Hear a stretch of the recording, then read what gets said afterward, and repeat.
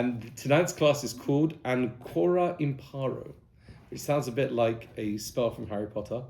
But Ancora Imparo, and I think it's such an incredible little life reframe, which we're going to go through today. The Ancora Imparo, I'm going to hand you out that you've all got your source sheets, don't worry. But Ancora Imparo, I've called it, I want to be a Talmid Chacham. Okay? Now, what does that mean? We're going to find out. Let's make this journey happen live here at Southampton Shore. When I think, oftentimes, just we'll use this as a springboard. But if you give me your attention, we'll use it as the springboard. I've given you there's tons of sources tonight, but I think they're really juicy, lots to go into. Okay, when I think about what is that main impediment that stops us from learning and from growing and from being able to be in difficult situations, as one would say, being in the fire and allowing ourselves to sit in that fire without getting burnt. What's the obstacle, one of the main obstacles that stops us from being able to be in those difficult situations? And I was reflecting on that, and I was thinking that it could well be that there's this sense that we often have that I think different personalities have it in different degrees, but there is a sense amongst many people of like, I know it already, I understand, I know, you can't teach me anything new. I've already worked it out. I've worked out life, I've worked out what it's all about, I've worked out my life, I've worked out everyone's lives, and I know everything already. As we'd say in Hebrew, higati. Higati means I've arrived. I know everything, I know how it works. As they say, you can't teach it was a grandmother to suck eggs, right? You can't teach an old dog new tricks. You can't teach me something new. There's nothing new to be learned here. And we find there are many people in the world that are literally like this. They live their lives like, you can't tell me, I know already, I know everything already. And I want to show you that one of the greatest reframes we're given, and this is through it's such a strong vein throughout the Torah, is that this ability to put yourself in a situation of saying, I don't really know, and I want to learn, I want to learn, I want to learn, I want to know something new.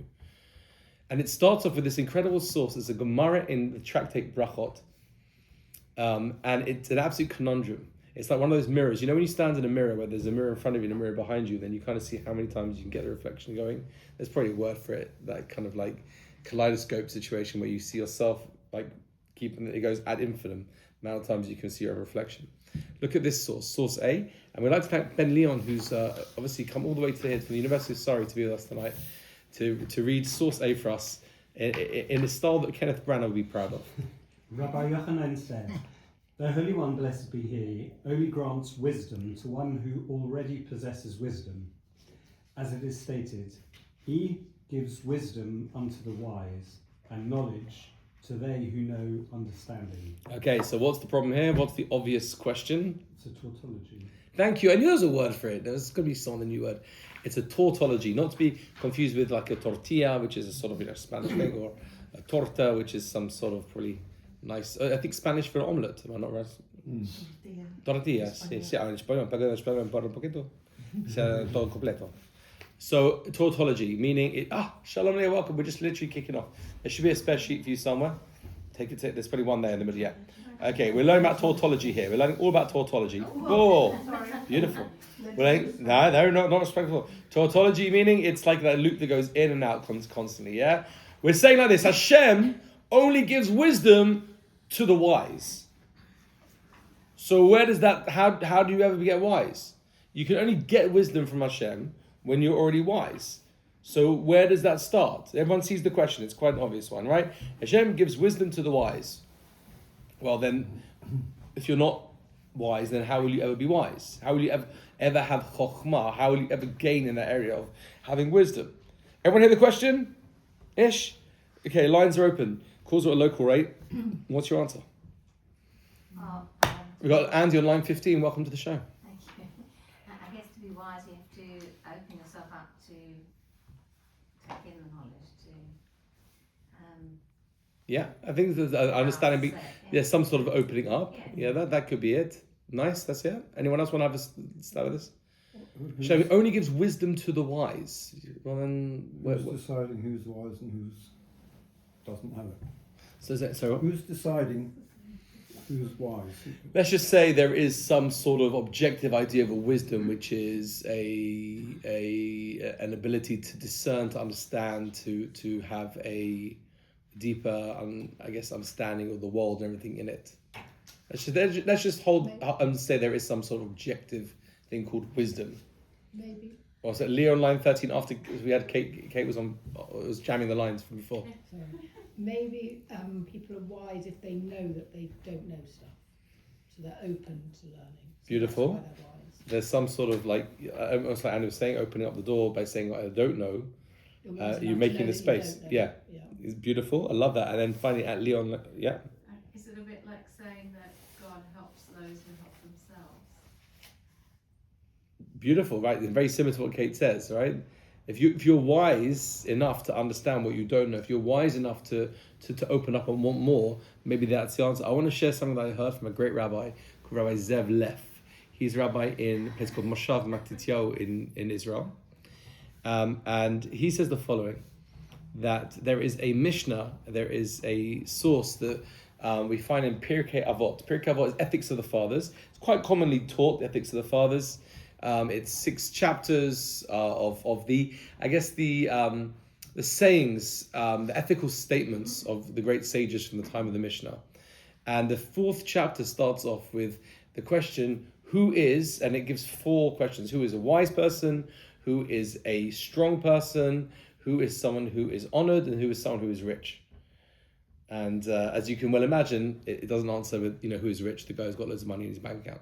Right? Anyone actually know who's Ashir? Who's a rich man? A rich man is, if I was a rich man. What? Who is rich? Someone who's happy with their Yeah, someone who's happy with their lot. Beautiful. Who is strong? Is Ezel Gibor? Who is the warrior? Anyone know the answer to that one? Who is a warrior? Ezel Gibor. Who is the warrior? Defends the faith, maybe? Or not? Defender of the faith. It sounds very. No, actually, it's not. Who is a warrior? There's 4 statements. Who is warrior? Who is the warrior? Who is wise? Who is rich? And who is honored? Who's a warrior? Melody, do you want to have a go at this? Who is a warrior? I have no idea. So you're going to love the answer. If you have an idea, you're going to love the answer more. I just don't know where it is. Suzanne, do you want to guess it? Doesn't it all go round in a figure 8? What? Sorry.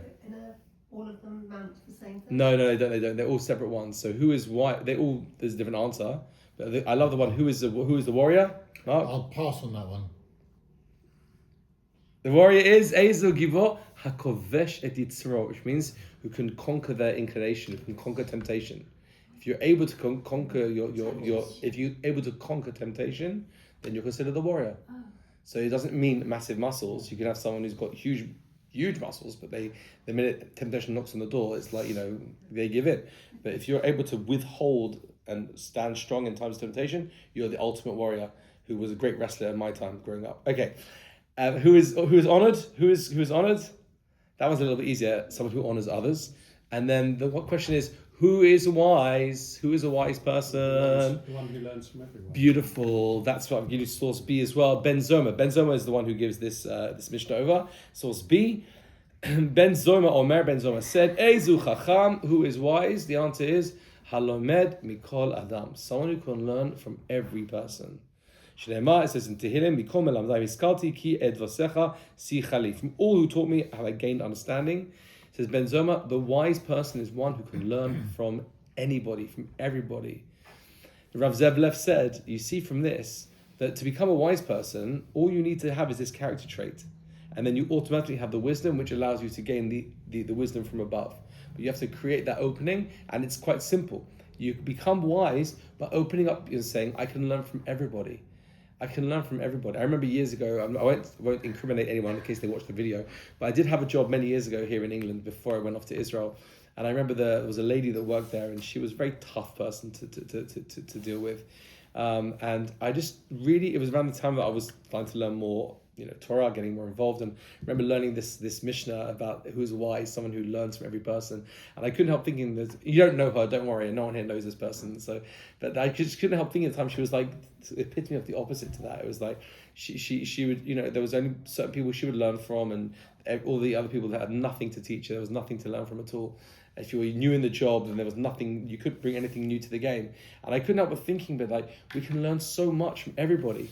One of the big movements, and Ben will probably back me up on this one. I have a friend of mine who's a pilot at one of the airlines, and he was saying that one of the big movements now in business management is that the managers go out to all to the cleaners, to the caretakers, to every part of the business strategy, and listen to every single one wherever they're at, and they pick up some of the biggest lessons. Am I right, Ben? You'll help me out on this. They pick up some of the biggest lessons from the lowest, so to speak, quote unquote strata. Obviously everyone plays their role in a bigger company, but they're seeing that some of the greatest wisdom comes from people who have more menial jobs. And I think we can all become a bit guilty about this sometimes. We can sometimes get a little bit arrogant, a little bit, I'm not really interested in hearing what these people have to say, because they're not as intelligent, they're not as learned, as educated. But the reality is, this Mishnah is telling us, Ezu Chacham, you are truly wise when you have the ability to be able to learn from everybody. And by the way, it doesn't mean only learning positive things. You can learn something negative. I can be in a situation, I can learn what not to do as well. Mm-hmm. But I'm always thinking as I go, what can I learn from this person? What can I gain from this experience? How can I grow from this interaction? That's a wise person. We've got Andy on line 3. So what, if you don't mind me asking, Please. What did you learn from this lady? She wasn't So I was saying, I learned from this lady the opposite, like how not to be. Oh, how not? Yeah, how not to be. Like, I learned from that it was, she would talk about certain situations she was in, and like, well, they're that, so they've got nothing to tell me. And I was thinking to myself, like, no, you never know. If you have a conversation, you might actually learn something new from them. So I said, for good and for bad. You can learn also for the negative, but it's also like, especially, I'm going to talk tonight a lot about youth and old age. It's going to be one of the themes for tonight, because one of the things we often talk about with wisdom is that wisdom is something that comes with age and as you grow older. But the truth is that some of the greatest things we learn are from watching kids and watching the way kids interact, and some of the things kids even say, and that kids can bring into children oftentimes have like this innate wisdom which isn't tainted. I think I've quoted here in a previous class before that I heard from my Rabbi Moshe Weinberger, who quoted the Lubavitcher Rebbe, who said that children don't have creases in their eyes. Okay, there's no filter yet, but they don't have creases in their eyes. Now, what they see is what's happening. We crease our eyes throughout the years of all the different experiences and all the things we've been through and all the hurt and pain. So we crease our eyes. So what we see is just filtered through all the creases. But children don't have creases; they see it as it is, and therefore we can learn so much from having a conversation with kids, sitting down and having conversations and listening. But of course, we're all the edge of a whole society in the British Empire where children should be seen and not heard, and the kids were sent away from their parents, and the kids didn't sit with their parents, and the kids had nothing to say, nothing to add. The kids were sent away, and we're at the other end. We're coming through that now. And of course, there's a balancing act to be made, because kids also don't have life experience, which we're going to see in a minute, that can match someone who's been through the world and seen it. But the idea that I want to start off today is that to become a wise person, chokhmah, wise person, means I'm opening up to say I can learn from anybody, and I can also learn from every situation, from any situation, for good and for bad. I am always learning. And the reason why I emphasize that is because many years ago, I met a person who told me that the motto of Michelangelo's family, the sculptor Michelangelo, their family motto was Ancora Imparo, which means I am always learning. Okay, and I remember this, I was like maybe 14 at the time, I think around the time of Bar Mitzvah. I remember writing that he wrote a postcard that said that Ancora Imparo is Michelangelo's family motto. And I remember sort of that really stuck in my mind, this idea, I'm always learning. What can I learn? I've quoted here before, and I'll quote it again, one of the lines that as a therapist I use with a lot of my clients, and they find it very helpful, and I'll share it with you today for free. Check it out. This is what this line is, yeah? We're all looking for good judgment. And let's be honest, most good judgment comes from experience, and almost all experience comes from bad judgment. So, I kind of shorten it. So like, we all want good judgment. Good judgment comes from experience. Experience comes from bad judgment. You get it wrong. It doesn't work out. Okay, so now how do I react? The answer is, what can I learn? What have I learned? What can I learn from the situation? And with that, I want to show you this. This is the most amazing line. One of the greatest accolades we can give somebody one of the greatest lines you can give within the Jewish world, right? Especially within the Torah sort of experience, the Jewish world, the Torah world, is to call somebody a Talmid Chacham.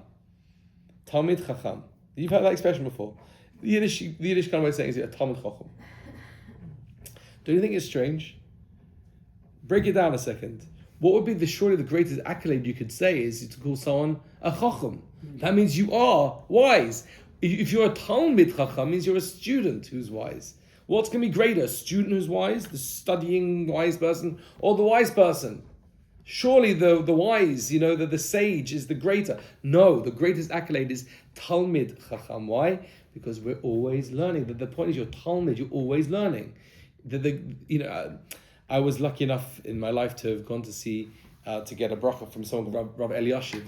Rabbi Eliashiv was one of the Torah giants, one of the Torah leaders of the previous generation. He died, I think he was 101 when he passed away, and I didn't know it. I actually went one morning. I'd lived in Israel for a number of years, and I'd not made it to one of the davenings. You could go and pray with him. And one morning I was like, I'll just go, because I don't know how much I've got to be in Israel for. I've got a, as they say, chaparine, as they say in Yiddish.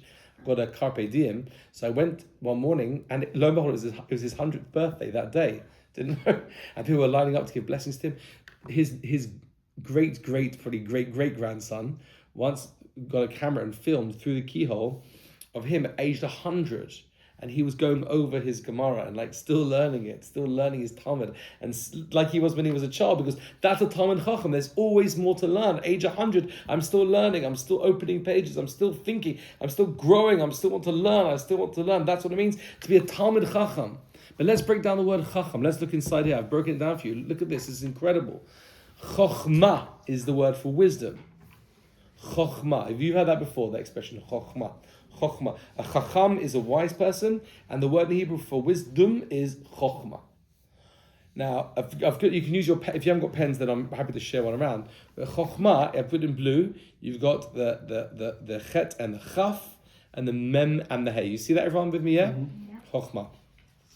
If you break that down, okay, and oftentimes in the world of the Hasidic sort of philosophy, they'll often do this. They'll play on words. They'll divide words up and they'll jumble things around. But if you take the Chet and the Chaf and you switch them around, you get the word Koach. Koach means strength or power. The power. Mem and Hey, Ma means what? What? Yeah, what is it? Mazeh, Ma, right? That they say that Chokhmah is the power of what? I.e., the power of being able to say, what is this? What is this? Chokhmah, the whole idea of Chokhmah is asking that question, what is going on? What is this? What is happening? What can I learn? What? Ma. And that's the biggest issue when you meet people who lose that sense of Ma. I once heard an expression that says that, we talk about the 7 wonders of the world. They said that there's no 7 wonders of the world in the eyes of a child. It's everything. There's 7 billion wonders of the world in the eyes of a child. Because everything's... I have a memory years ago, going back maybe 40 years ago, being in Israel, we went to visit some relatives, and she had her granddaughter, she's pretty now in her 30s, and she was going around the kitchen, and she was saying, Mazeh, Mazeh, like she was running around Mazeh was like, what's this? And I remember the grandmother too, she was like, amazing when they're kids, like they want to know everything. Mazeh, what's this? And we all go through life a little bit like that when we're kids. Mazeh, what's this? And then suddenly you hit a point where it's like, Igati, that means I got that, I know it now. I don't need to ask what is this anymore, because I know it. Life has taught me the lessons it's taught me, and I know. There's no need to ask ma anymore. I don't need to ask what. Because I know, I understand life has given me its experiences, and I know I don't need to ask anymore. And this is what I want to drive. The reframe tonight is this koach ma, quote unquote, the Latin, Ancora Imparo. I just put it there just to sound like really posh, but I want to be a Talmid Chacham. I want to be always asking that question, ma, what is this? And that's what stands us apart, I think. That's what stands someone who's really growing in life, to be able to always ask that question. This idea of, I mentioned about age. It's a very interesting thing about age and wisdom. I've got 2 sources here. There's the word in Hebrew for an older person, generally it's called zaken. Have you heard that word before, zaken? Okay, zaken. So if you look at the Rambam in source D, and this is actually I just brought the Maimonides in source D, but actually you can find this in many sources that this brought up the same idea that the Rambam says it's a mitzvah to respect every Torah stage, even if it's not one's teacher. As it says, you should stand up before a white-haired person. You should respect an elder. Zaken, if you would break it like zaken, if I would write it, you got a zayin, you got a kuf, and you've got a nun. And what they do is, it's the zayin, it stands for like zeh, which means this one. Kuf nun, kana, is to acquire. So zeh, shekana chokhmah. This one who has acquired wisdom. Zaken, zeh, kana chokhmah. This one has acquired wisdom. Again, it's a little hard to explain through the words, but zaken, zeh, kana, this one has acquired wisdom. So there's this idea that like there's this wisdom that you can acquire. You acquire it by opening yourself up constantly to ask what, how. But look at this. This is source E. I thought was fascinating. It's from someone called the Ben Ish Chai. The Ben Ish Chai, Rabbi Yosef Chaim, who lived in Baghdad. He actually died in 1913. You may be familiar if you ever see pictures of like the Ben Ish Chai. Anyone here of the Ben Ish Chai before? He was a great sage from Baghdad.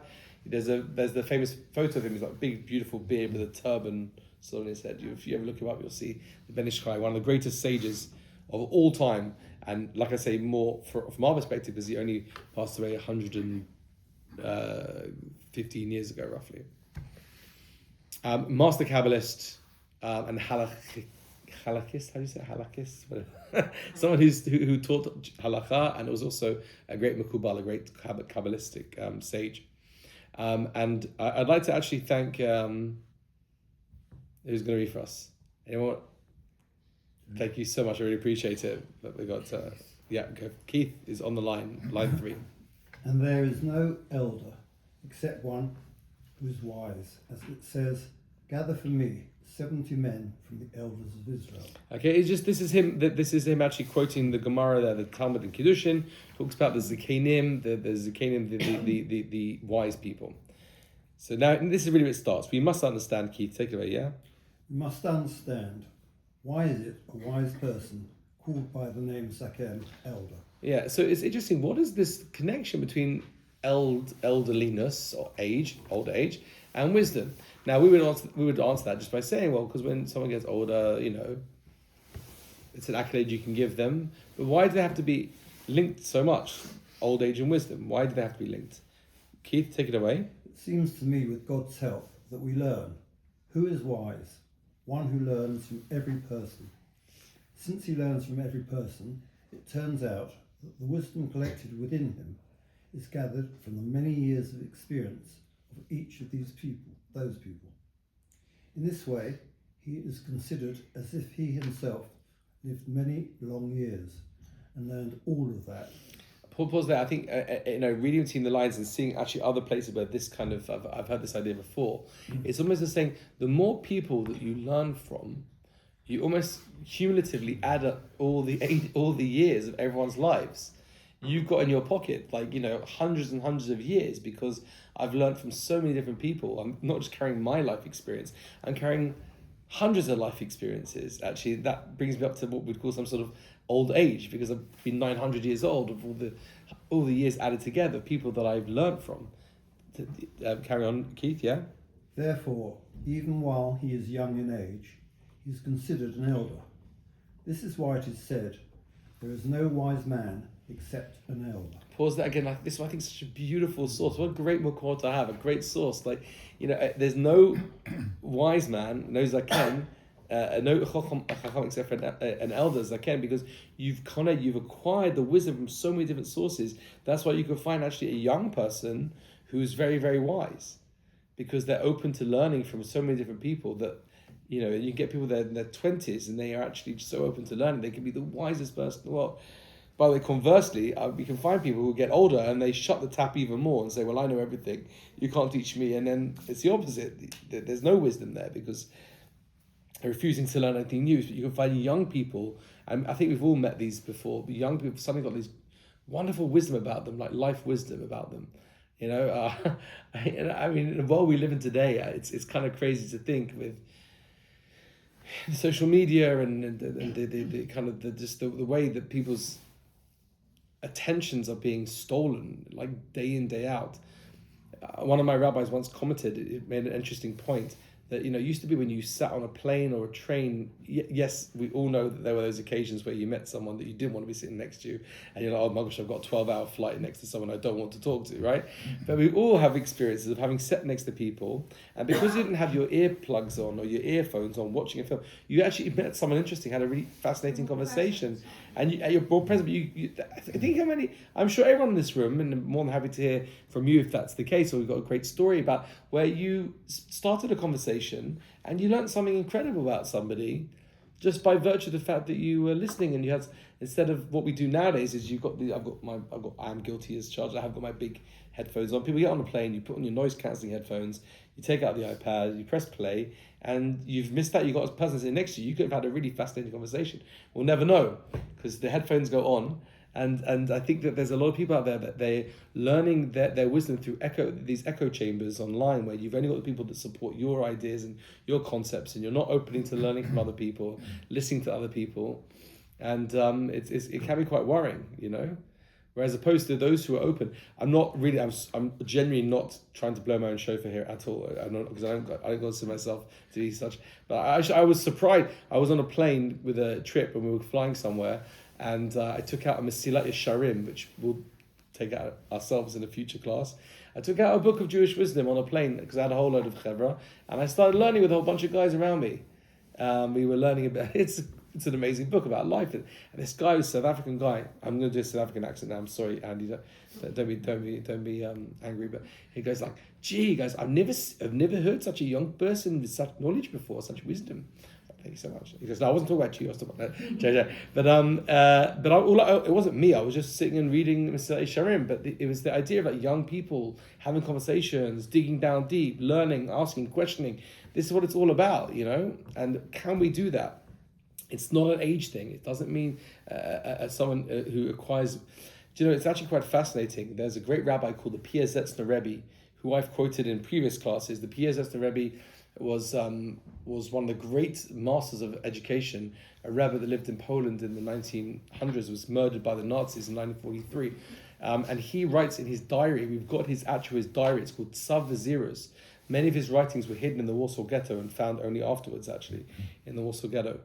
And he writes his diary, and he says there that wouldn't it be amazing if after, like, you know, your life is finished. This is what he says. It's quite a powerful notion if you think about it. He says, wouldn't it be amazing when your life's finished and everything's finished and your life's over, and you look back on your whole life, then Hashem would say, now go and live your life again with all the wisdom that you've acquired at the end of your life. Go now and live your life again. There's a great song, right? I can't remember. Is it the Small Faces that say, I wish that I knew what I know now when I was younger. Who is that? Is it Rolling Stones or the Small Faces? I wish that I knew what I know now when I was younger. I wish that no song. Yeah.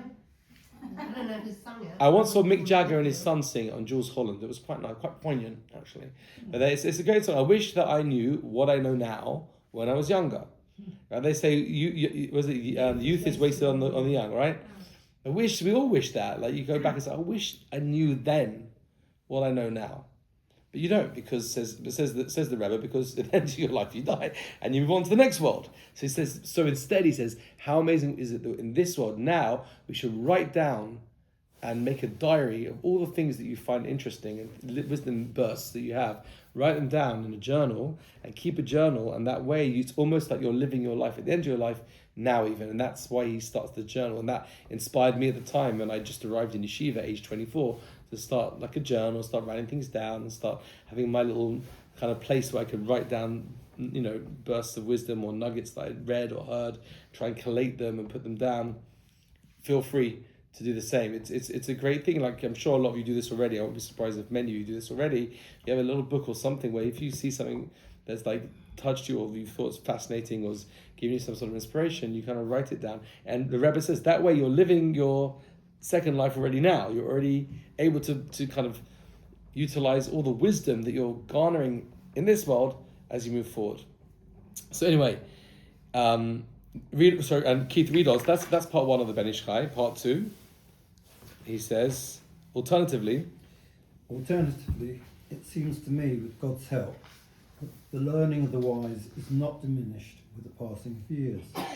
On the contrary, it increases and becomes stronger in his hands. Therefore, a multitude of years shall make wisdom known, applies to the wise. Right, so that he said, you could be that actually as you grow older, it's true that the passing of years, it becomes stronger, you learn more, you've got a greater bank of information, of experience. He says, but the fool who relies on philosophical wisdom fabricated from intellectual speculation is not considered an elder.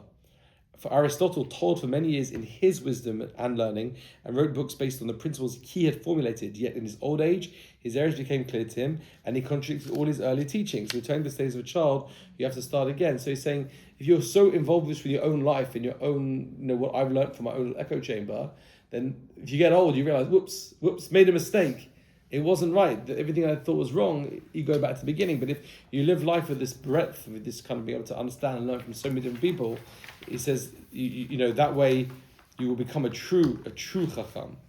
Moving on, again, I want to just bring these points together. I think they're so fascinating, that this idea of living life as a child when you're older and living, that childlike curiosity is something which I never forget. Years ago when I was in Israel, I was like, my kids were young and I was once pushing the buggy in Jerusalem. I was like putting the kids in the buggy, thinking I was like Michael Schumacher going around the trees and this kind of stuff.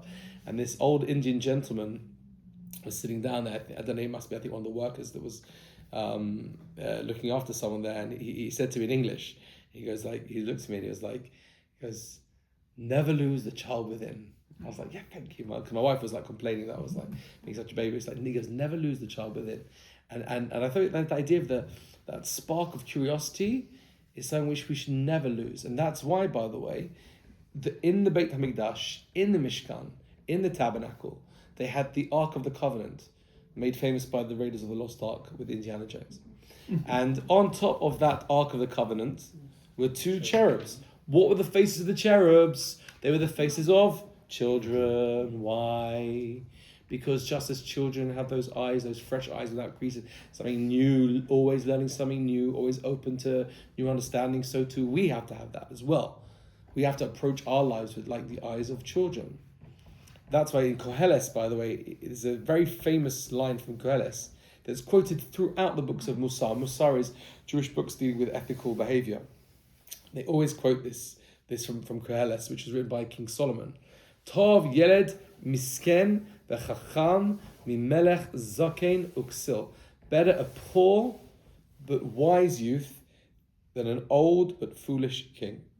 Right? Better to be young, and it's misken, you're poor, but you've got wisdom, rather than be a king who's stuck in their way, who can't move. When you've got that youth about you and you're able to see things, like I say, from that new perspective. That's why in source G, I've brought you here. This is a famous line, again, from Pirkei Avot, from Ethics of the Fathers. Elisha ben Abuya said, he who learns when a child, what is he compared? To ink written upon a new writing sheet. And he who learns when an old man, to what is compared to ink written on a rubbed writing sheet. I.e., it's when you're young, it's all clean, you get to write something new. As you get older, it's written and rubbed out. But I think, again, what he's saying here, it's not about age, it's not about years, it's not about like what's young, what's old, it's how old you are in numbers of years. It's actually irrelevant. Numbers of years is actually an irrelevant thing. I met a guy recently, he told me that he's reset his age. And at first I kind of chuckled with him. And then I thought, actually, that's really interesting because it made me think quite deeply. I said, how old are you? And he goes, how old? It's true. I mean, you guys might be familiar with this. It was news to me. I said, how old are you? He said, do you want my age, what I believe I am, or how old I really am? So I was like, okay, that's a bit weird. So he said, no, he goes, 5 years ago, I set my age at 25, and I'm 25. He goes, I'm actually 45. He goes, I'm actually 45 according to my birthday, because I told myself I'm 25 and that's it. And in my mind, I'm 25 years old now. Now, we could look at that and say, you've got obviously a therapist and everything, there's something wrong here, maybe. But it challenged me. It definitely challenged me to think about, hold on a second, so why is it? Because we said, we hit the age 45, we hit the age 50, we hit the age 55, 60, 75, 80. You hit those age things, and you say, well, at this age, I have to be, or I should be like this, or I should be acting like that, or I should, all it is just an accumulation of days. It's actually quite irrelevant. If a person says, in my mind, I actually want to, and he made a point, which again, feel free to disagree. I'm still thinking about it. He said, now that I think of myself as being 25, he said, with my body, every time my body creaks and hurts me, I don't think to myself, I'm getting older. I just ignore that and say, I'm a young guy, I should be doing more. So he doesn't let himself be limited by the number. I don't know what you guys think about that. I mean, we've got two faces in the room. It's an interesting point, no? I think it made me smile because my dad always used to say, how old would you be if you didn't know how old you were? Yeah. It's a really interesting point. Like at first when he said it to me, I was like, kind of. Yeah. It was like I need to get another fishbowl. Sorry, that was my initial reaction was like, exit stage left. But then it stopped and it challenged me, and I was like, you know what? That's a really interesting point. Like, to what extent is it like now at this age and my body hurts me a little bit more? Just, because I'm at X age, that means or should it be like, no? If I think of myself as being young, then. Kate on line 3, you guys saying? No, I agree, but I think it's a mindset. Well, that's It's what they slightly say, strange age is when a you mindset. say. Yeah. It wouldn't necessarily share with people. To was just something act really young interesting. and to think, still push yourself and still learn physically and mentally and Yeah, intellectually all your life. But definitely. Yeah, but to share that out loud, I would say probably as well. My mum was always 45. Yeah?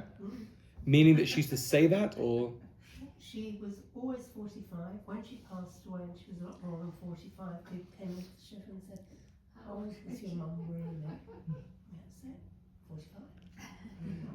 That was it. So- She played tennis till the day before because she counted herself as 45.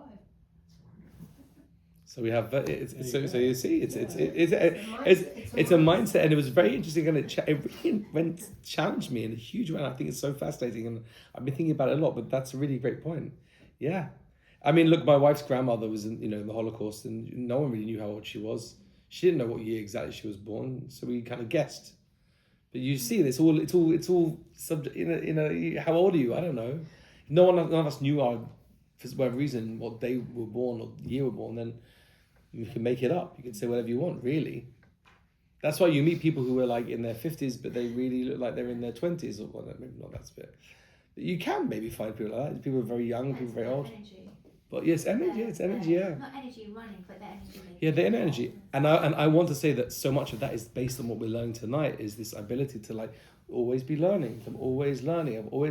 There's so much more to learn. There's so much more to garner from the world. There's so much more to hear and to see and to know. And I'm always learning. I'm a Talmid Chacham. I'm not a Chacham. I want to be a Chacham, but what I really want to be is a Talmid Chacham. I always want to be a student in the University of Life. I always want to be learning.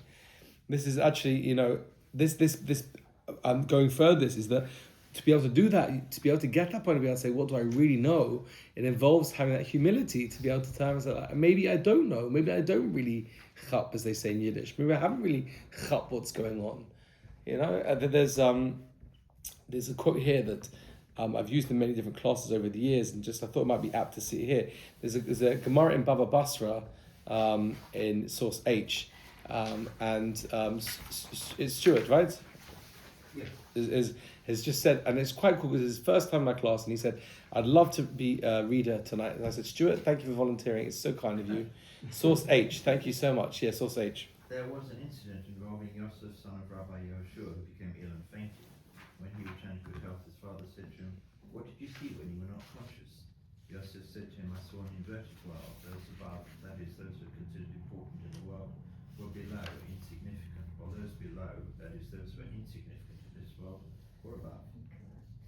Rabbi Yehoshua said to him, you have seen a clear world. You've seen a clear world, right? We go through this world and we see the people who have honor, the people who, given prestige, and the people who are, seem to have made it. And then you get to the next world, it's going to be a big shock for all of us to see the people who really have the honor, the people who have the prestige in the next world. Well, ultimately, we don't really know. Years ago, someone told me we were learning, and he said to me that according to essentially the Kabbalah, and this statement now is going to, shake a few cores, as I say, is that the ultimate aim of all knowledge is to know that we don't really know anything. And that kind of, when you've grown up in the Western world of kind of university education and letters after your name, it can be very challenging to hear that. But that is the ultimate goal of knowledge, is to know, have that humility to say, as much as I know, and of course it does mean we still have to learn, we still have to be able to answer, and we still have to be able to, have the technology to be able to live this world and to do Aishtadlut and make our efforts in this world, to have businesses and to be able to grow and to be the best human beings we can be. I'm not saying we just sit in a cave just saying, what do we really know already? But ultimately, what do we know already? What do we know already? Ultimately, what do we know? I mean, I remember those that, so many things over the past 5-6 years have shaken us to the extent that we think we know everything, and suddenly, Corona 5 years ago, what a terrible time that was. But everything just got the rug got pulled from all under our feet. What do we know already? We didn't know anything. It's an interesting comment now. I don't know how everyone feels about this. I was listening to the radio on Friday about the inquest that's been going on, but I can't help thinking. Obviously, there was a lot of shenanigans, but hindsight is such a wonderful gift. Everyone can look back and say, they did it. No one knew. Everyone was in absolute shock at the beginning. We don't have a clue. We don't know. We get to we know everything. We're professors and scientists, but we don't know ultimately. And that's the humility that comes out. There's a longer source here, source I, that I brought you from Pliskin about humility. That humility, and they go humility comes in hand, because going back to the beginning of tonight's class, Ezu Chacham halomed mikol adam, someone who's wise can learn from everyone, but you can only learn from everyone if you have the appropriate humility to say, look, I don't know everything, and maybe you can teach me something. Maybe there's something you've got that I haven't got. Maybe there's something you can tell me that I didn't know. But you have to have the humility. Without that, there's nothing to talk about. That's why Andy's volunteered to read source I. Thank you, Andy. Yeah. Appropriate humility is a calming and healing attribute. Rather than denying your strengths, virtues and achievements, acknowledge them while at the same time realize that everything you have is a gift. Humility is a trait that allows you to be relaxed. It frees you from the need to appear to others as a perfect human being who never makes mistakes. True humility and a life of joy go hand in hand. Since humility frees you from the need to appear to others as more than you really are, you are really free to enjoy life. You no longer fear mistakes, so you are open to acquiring new knowledge and skills. Mm-hmm. Humility allows you to respect others. You do not feel a need to appear stronger, wiser, wealthier, or better than others in any way. Humility frees you from needlessly worrying about how other people will view you, and you can focus your attention on personal growth and helping others. It's just such, Rabbi Zelig Pliskin, who's a rabbi in Israel, he's got loads of books that he's written, but I just happen to love this. This is a short excerpt from one of his books. Yeah, he's alive now. I believe he lives in Israel. Still lectures. But yeah, it's a book called Begin and Again Now, and I wouldn't be surprised if I would look in the shelves. It's probably somewhere here. Begin Again Now by Rabbi Pliskin. He's quite good. He gives just quite nice, sharp sort of paragraphs. I'm just looking down there. It might be down there somewhere. I'll look for it later. But yeah, so this idea that true humility, it frees you because I say I don't really know. I think how many arguments come about because you've got two people to say, I know, no, I know, and it's just, yeah, exactly. But it's so hard to let it go. But it's just too. Mindset again, isn't it? It's mindsets, yeah. But the true humility of being able to say, what do I know? Maybe I don't know. Maybe I haven't understood it. Maybe I haven't got it right. Maybe there's something new. Let them. Is it Mount Robin? She said, let them. Let them. Let them. Yeah. And again, it's easier said than done. We all know that. We see it, and these things happen to us personally. It's very, it's very tough. But ultimately, with Chachma, you can do that because you're saying, well, maybe I didn't, maybe what have I got to learn from this situation? Again, Chachma, koachma, the power of what? This whole situation has happened. I'm in a state of argument. What can I learn from this? Not like I'm going to get so upset and head on about it, but what can I learn from this now? What can I learn from this now? What can I learn? This is the motto. This is the thing that we're coming out today's class with. It's that reframe. It's what can I learn from this right now? What can I learn? Yes, Melody, please. No, it's what can I learn from myself? Yeah. It's not myself. Why is it affecting me? Yeah. Beautiful, 100%. Yeah, what can I learn? And that's why I brought these last two sources here. One is from Rabbi Nachman of Breslev. There's a beautiful song, which I'm happy to send around afterwards if you want, from a great musician called Rabbi Yosef Karduna. He happens to be a beautiful musician. And he actually puts music to those words of Rabbi Nachman of Breslev. And the words are here, Ki ish ha-Yisraeli tzarich tamid listaker basechel shel kol davar. And if you want, I'll send you the song around. I'll put it later. It's a beautiful song. But in English, for the Jew must always focus on the inner intelligence of every matter and bind himself to the wisdom and inner intelligence that is to be found in each thing, everything, on that bus ride home, on that news report that you're watching, on that conversation or the thing that happened in the coffee shop whatever it is, learn from the situation. There's something there to learn. This, so that the intelligence which is in each thing may enlighten him, they may draw closer to Hashem through that thing. For the inner intelligence is a great light that shines for a person in all his ways, as is written in Koheles, Chochmas Adam Ta'ir Panav. This is a beautiful line. Chochmas, we talk about Chochma again. Chochma stands for melody. Koachma, right? Koachma, the power to say, what is this? When you don't have humility, when you're so tied up within yourself, you can't ask what, because maybe I'll look stupid if I don't know the answer. But if you have the ability to say, what is this? You'll always learn, and that lights you up. The word is Chochmas Adam Ta'ir Panav. It lights you up. You feel enlightened, shining. And I'll finish with this great quote from Rabbi Abraham Joshua Heschel. It's one of my favorite quotes. I quote it left, right, and center.